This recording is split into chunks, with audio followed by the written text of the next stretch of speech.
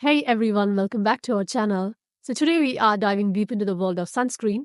We will tackle common questions and concerns, bust some myths, and provide you with science-backed tips to keep your skin safe and healthy. Let's get started. Let's look at some common questions that people get regarding using sunscreens. Are there chemicals in sunscreen that should be avoided? How to choose the right sunscreen for your skin type? Is it necessary to use sunscreen on cloudy days or when indoors? How often should you reapply sunscreen? Are sunscreens safe for children and babies? What does SPF actually mean? Can sunscreen cause vitamin D deficiency? Are expensive sunscreens better than cheaper ones? So, without wasting your time, let's go into the video and find the answers for your common sunscreen concerns. Are there certain chemicals in sunscreen that people should avoid? There are mainly two types of sunscreen, chemical or physical. So let's see what's the difference between these two. In case of the active ingredients, chemical sunscreens have avobenzone, oxybenzone, octinoxate, and octisalate, while the physical sunscreens have zinc oxide and titanium dioxide. When considering the sun protection, chemical sunscreens may take about 20 to 30 minutes to become effective after the application, while physical sunscreens, they are effective immediately upon the application. Coming to the skin sensitivity, some individuals with sensitive skin may experience irritation or allergic reactions to the chemical ingredients in the chemical sunscreens. But for the physical sunscreens, they are well tolerated by the sensitive skin types. About the cosmetic appeal, the chemical sunscreens are lightweight and non-greasy. They are less visible on the skin, making them more cosmetically appealing.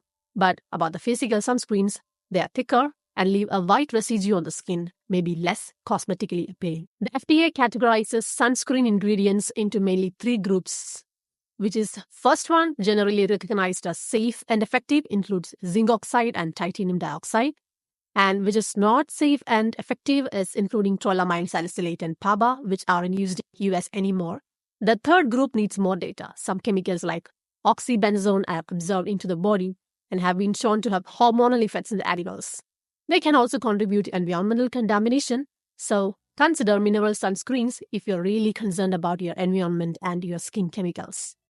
How to choose the right sunscreen for your skin type? Whether you have sensitive, oily, dry, or acne-prone skin, we have got you covered with some expert tips. If you have sensitive skin, look for sunscreens labeled as hypoallergenic and fragrance-free.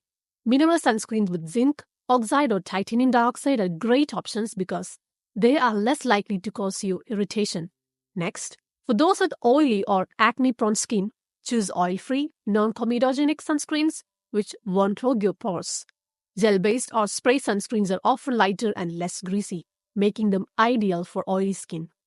Next, for those with oily or acne-prone skin, choose oil-free, non-comedogenic sunscreens which won't clog your pores.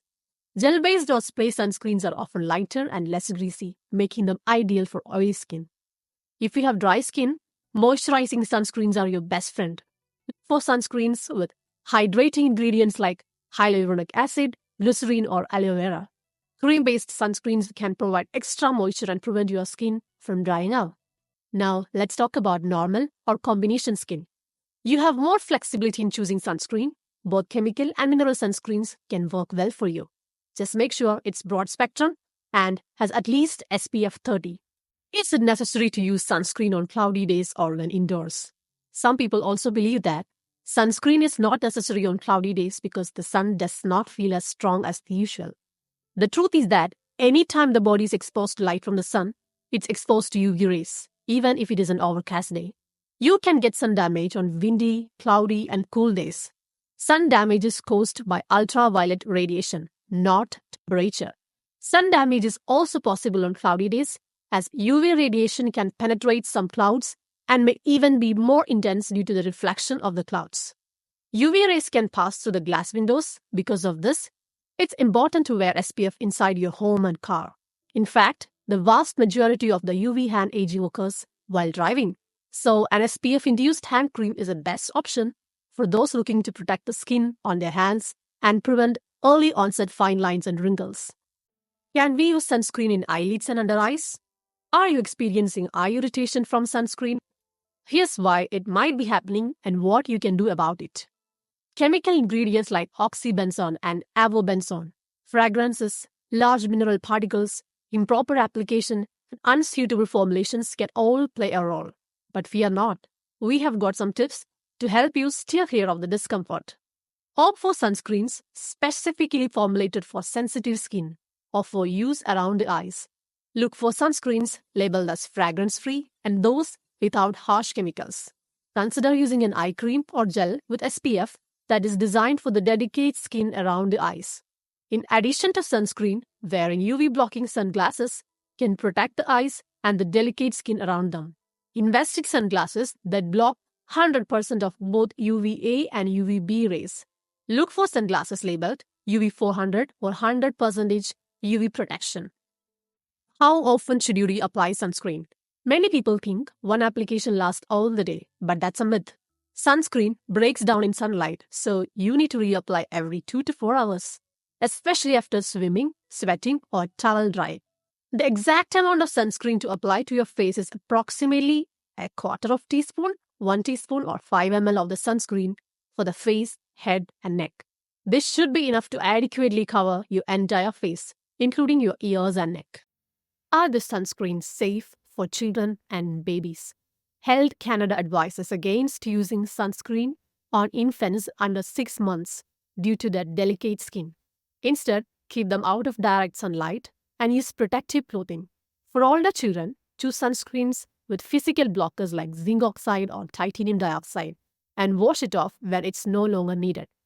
Let's clear up another common question. What does SPF actually mean? And is a higher SPF always better? SPF stands for Sun Protection Factor and indicates how well the sunscreen protects against UVB rays, which causes the sunburn. For both children and adults, an SPF of 30 or higher is recommended. Broad-spectrum sunscreens protect against both UVA and UVB rays. Let's talk about the basics of sunscreen. Sunlight consists of different types of rays, but for skin protection, we focus on only UV rays. UV rays are part of the light spectrum and cannot penetrate the Earth's atmosphere. There are 3 types of UV rays: UVA, UVB, and UVC. UVC rays are blocked by the ozone layer, so they don't affect us. UVB rays cause sunburn and stimulate melanin production, leading to a long-lasting tan.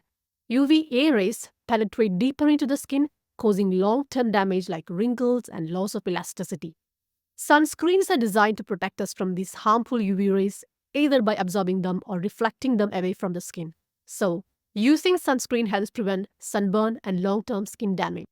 Can sunscreen cause vitamin D deficiency? While sunscreen does reduce the skin's production of vitamin D, there are no enough data to prove this.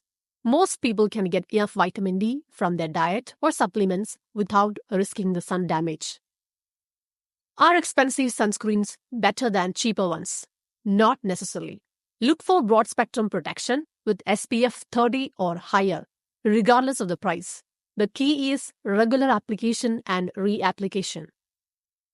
Some of you might be wondering if you can use a sunscreen or moisturizer combo. Yes, you can, but they usually have a lower SPF, typically between 15 and 30. If you spend extended time outdoors, you should still use a dedicated sunscreen. You ever wondered why the older generation seem to have fewer cases of skin cancer and sunburns, even without using sunscreen? There were a lot of difference in their lifestyle, diet, their choice of clothing, more importantly, the environmental factors. The ozone layer, which protects against harmful UV radiation, was less depleted in the past. There could also be genetic component where certain populations had genes that provided better natural protection against skin damage. I hope this cleared up your doubts about sunscreen. Remember, sun protection is crucial for everyone, regardless of your skin type, weather conditions, gender, age, or the country you live. It's not just a cosmetic product, it's a key to make your skin healthy. That's it for today's video. If you found this video helpful, give it a thumbs up and don't forget to subscribe for more health and skincare tips. Thank you.